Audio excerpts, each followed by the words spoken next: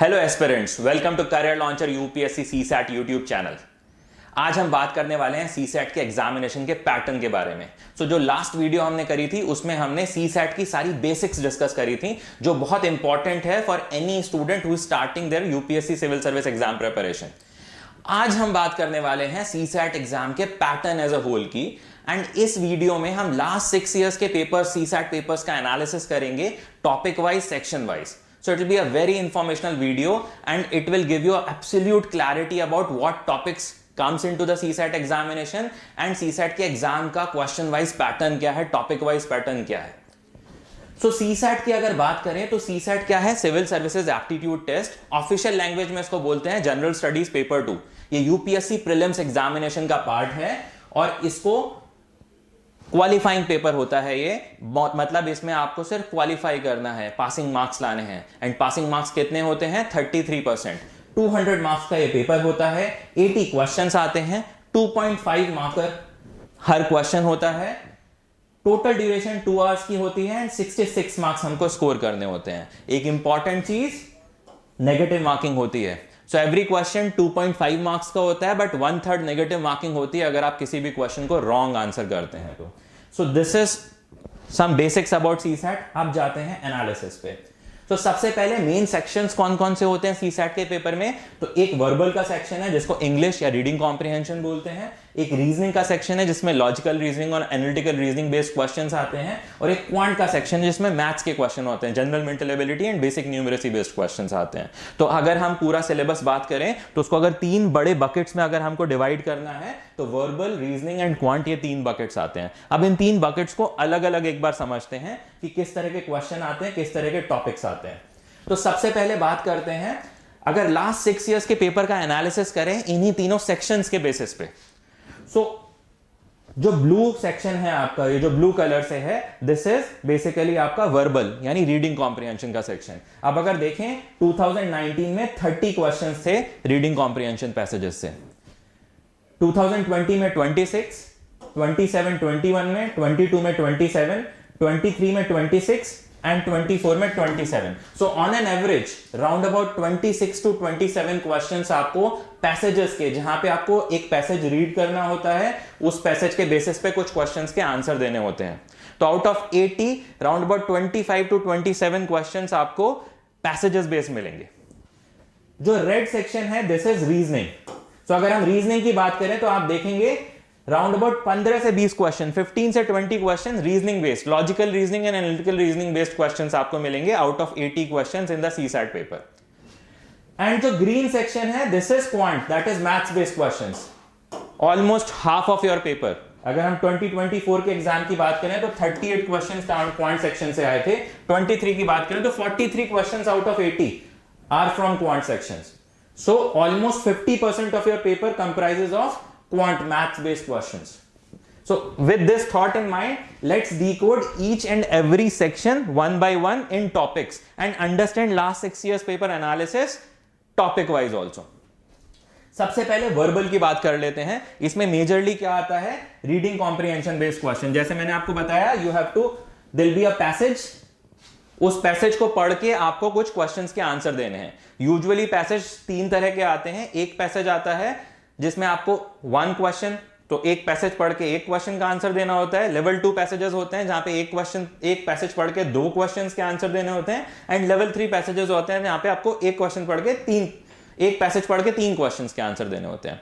जो पैसेजेस भी आते हैं उसमें भी 2 टाइप के पैसेजेस आपको मेजरली मिलेंगे. अगर हम उसको कंपार्टमेंटलाइज करें तो 1 type of passages are abstract passages.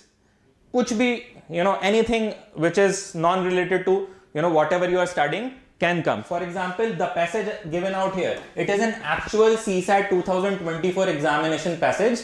It's an abstract passage. Nothing, it has no relation to anything. It's just an abstract taken from some book or somewhere. Okay. The second kind of passages that you'll find in the CSAT paper is some topic related passages. कुछ current affairs का कोई issue चल रहा होगा या कोई आपके GS के सिलेबस के टॉपिक से कुछ भी ऐसा जो रिलेटेड है आपकी पढ़ाई से. ठीक है. So that will be topic related passages. अगर हम कुछ पीछे चले जाएं 3-4 साल पहले, तो ज्यादा आपके टॉपिक रिलेटेड पैसेजेस आते थे। अभी लास्ट 2 इयर्स में एब्स्ट्रैक्ट पैसेजेस बढ़ गए।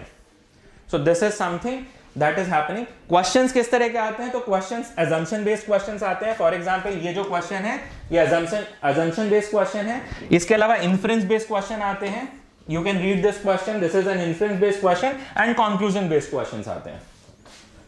सो ये है आपका रीडिंग कॉम्प्रिहेंशन और वर्बल का पार्ट। अगर हम बात करें 25 से 30 क्वेश्चंस आपको मिलेंगे, रीडिंग कॉम्प्रिहेंशन पैसेजेस वाले क्वेश्चन आपको मिलेंगे। तो रफली 20 से 25 पैसेजेस आते हैं और उसके बेसिस पे 25 से 30 क्वेश्चंस आते हैं। अगर 24 एग्जाम की बात करूं तो लेवल 1 और लेवल 2 रीडिंग कॉम्प्रिहेंशन पैसेजेस आए थे। दैट मींस एक पैसेज पढ़ के एक क्वेश्चन या एक पैसेज पढ़ के 2 क्वेश्चन। एक पैसेज पढ़ के 3 क्वेश्चन वाले क्वेश्चंस नहीं आए थे, पैसेजेस नहीं आए थे 24 में। आगे बढ़ते हैं, अब बात करते हैं रीजनिंग सेक्शन की। अगर रीजनिंग सेक्शन का सिलेबस टॉपिक वाइज डिकोड करना है तो क्या क्या आता है रीजनिंग में? आपके सीरीज बेस्ड क्वेश्चन आते हैं, alphabetical alpha numeric series based questions, direction based questions आते हैं, ब्लड रिलेशन बेस्ड क्वेश्चंस आते हैं, अरेंजमेंट बेस्ड क्वेश्चन आते हैं, रैंकिंग एंड ऑर्डर आता है, सिलोजिज्म के क्वेश्चंस आते हैं, clock, calendar, cube, analogy based and later series based questions आते हैं। तो ये टॉपिक्स हैं जो आपको रीजनिंग में पढ़ने हैं। Logical reasoning and analytical reasoning जो सेक्शन है सीसेट एग्जामिनेशन का, उसमें ये सारे टॉपिक्स आपको पढ़ने होते हैं।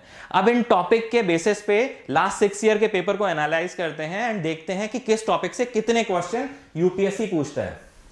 अब यहां एक बार देख लेते हैं। फॉर एग्जाम्पल अगर सीरीज बेस्ड क्वेश्चन की बात करें तो 2019 में आपके 3 क्वेश्चन आए थे, 2020 में 2 क्वेश्चन आए थे, 2021 में 3 क्वेश्चन आए थे, 22 में 2 क्वेश्चन आए थे, 23 में 4 क्वेश्चन थे एंड 24 में 3 क्वेश्चन थे। तो रफली 2 to 3 क्वेश्चंस आपको सीरीज बेस्ड हर साल यूपीएससी पूछ रहा है। अगर direction sense and blood relation based questions की बात करें तो 3 क्वेश्चन 19 में थे, 2 क्वेश्चन 20 में थे, 21 में 2 क्वेश्चन थे, 3 क्वेश्चन 22 में हो गए, एक घट के 23 में रह गए एंड 24 में अगेन 2 क्वेश्चन। तो अगेन 2 to 3 क्वेश्चन आपका blood relation based, direction based questions आपको डायरेक्शन सेंस बेस्ड मिलेंगे। अब अगर अरेंजमेंट एंड रैंकिंग की बात करें तो 6 क्वेश्चन थे आपके 2019 में अरेंजमेंट एंड रैंकिंग के, ठीक है। 20 में वो 3 क्वेश्चन रह गए, हाफ हो गया। 21 में भी 3 क्वेश्चन पूछे, 22 में 4 क्वेश्चन पूछे, 23 में 2 हो गए एंड देन फिर अगेन 3। तो 2, 3, 4 क्वेश्चन इस टॉपिक से भी आएंगे।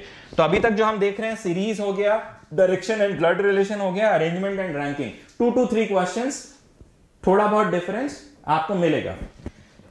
सिलोजिज्म की बात करें तो एक क्वेश्चन 2019 में आया था, 20 में भी एक पूछा, देन सडनली 3 क्वेश्चन 21 में पूछ दिए, देन 2 क्वेश्चंस आए 22 में, 23 में सिलोजिज्म का एक भी क्वेश्चन नहीं आया था। अब यहां देखिए 24 में अगेन 2 क्वेश्चन पूछ लिए।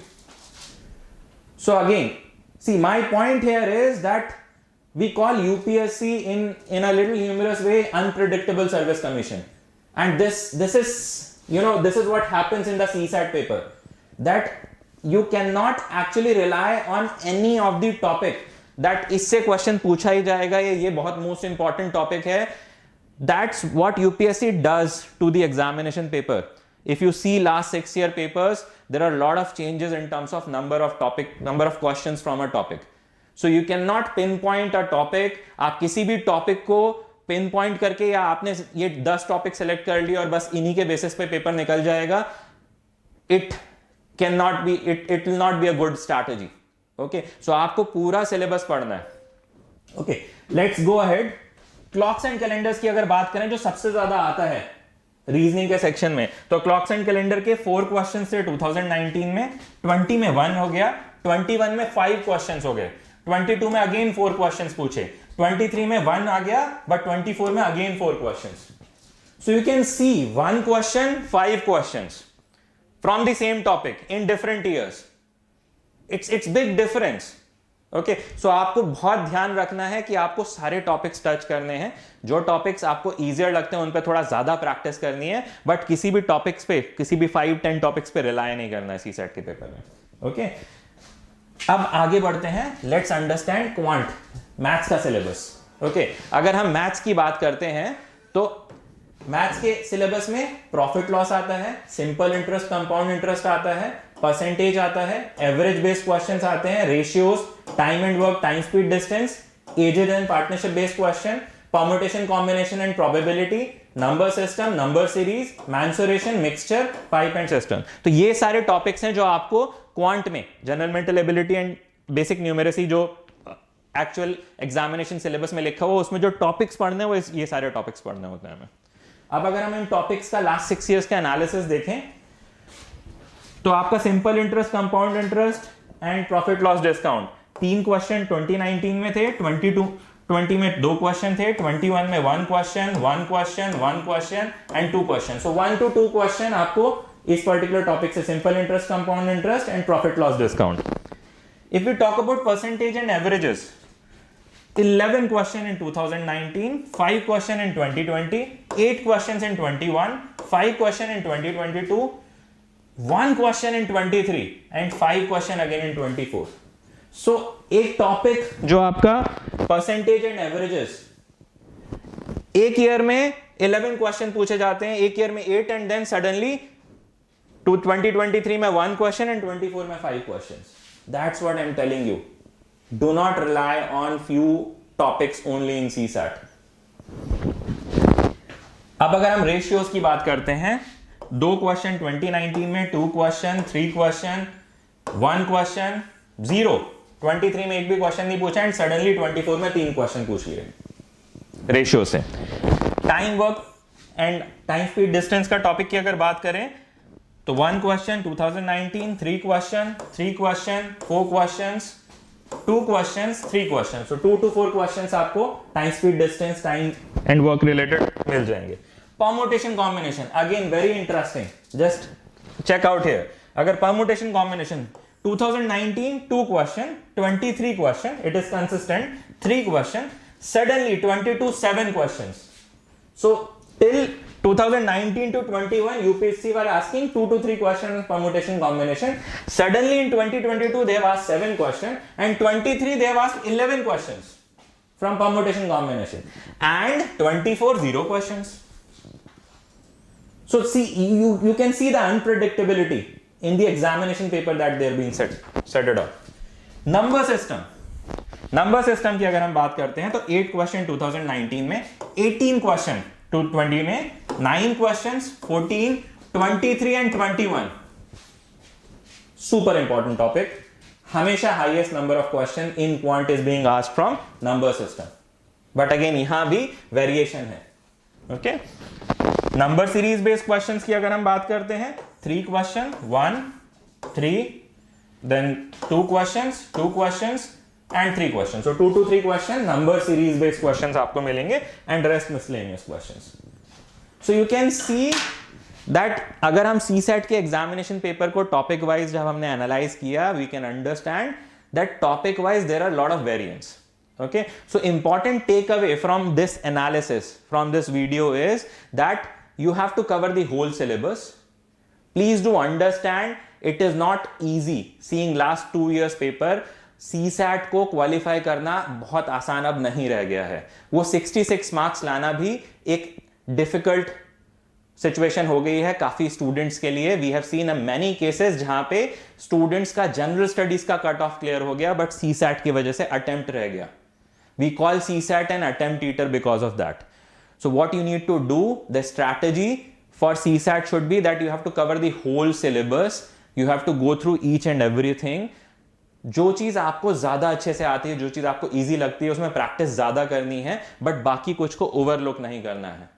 एग्जाम अटेम्प्ट करते हुए भी we have to make sure that we read every question. किसी भी पर्टिकुलर टॉपिक को या किसी भी पर्टिकुलर सेक्शन को कंप्लीटली नेग्लेक्ट नहीं करना है बिकॉज हर सेक्शन में आपको इजी, मॉडरेट, डिफिकल्ट क्वेश्चन मिलेंगे। आगे जाके we'll also do a video on the difficulty level of questions in each section. So we'll give you that analysis also, which will give you more understanding of how to actually approach the examination paper. If you love the content of this video, do hit the like button. And अगर आपको और ऐसी information चाहिए CSAT examination से रिलेटेड, UPSC examination से रिलेटेड, तो please subscribe to the channel. We're gonna come up with lot more informational content on UPSC CSAT specifically. So happy learning and we'll see you once again in another video.